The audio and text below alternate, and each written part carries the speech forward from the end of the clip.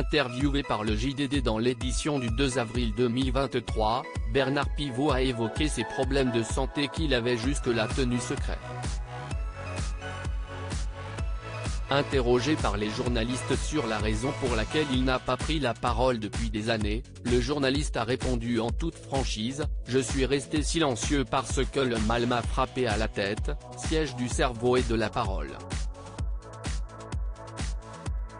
Mieux vaut alors se taire en attendant que la mémoire se recharge et que la pensée refleurisse. »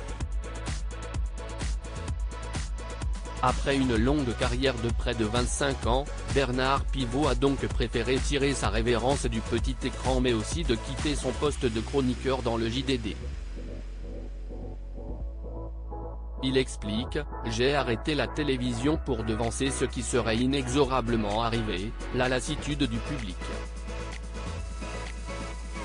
Le pépé Pivot, il fatigue et il commence à nous les briser. De surcroît, je voulais prendre du temps pour écrire quelques livres. À 84 ans, j'ai démissionné du concours pour laisser ma place à un écrivain plus jeune.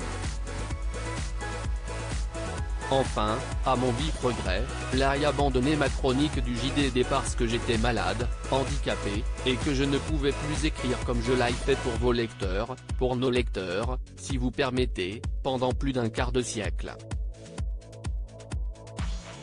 Si est normal, mais ça fait drôle. » Un peu déçu par la réaction de ceux qu'il a côtoyés de nombreuses années durant, il confie : « Pendant 60 ans, j'ai reçu chez moi les nouveautés publiées par les éditeurs.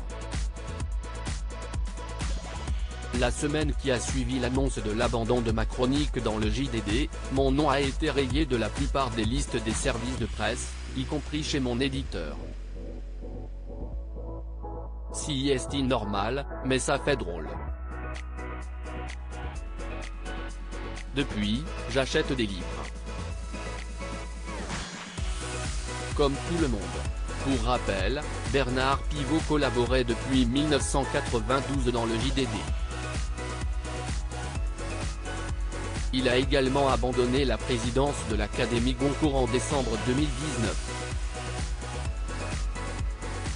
Hospitalisé en secret en janvier 2022, le JDD indiquait que leur ancien chroniqueur serait très affaibli mais aussi qu'il avait une santé qui se détériore chaque jour un peu plus sans préciser la raison de son hospitalisation.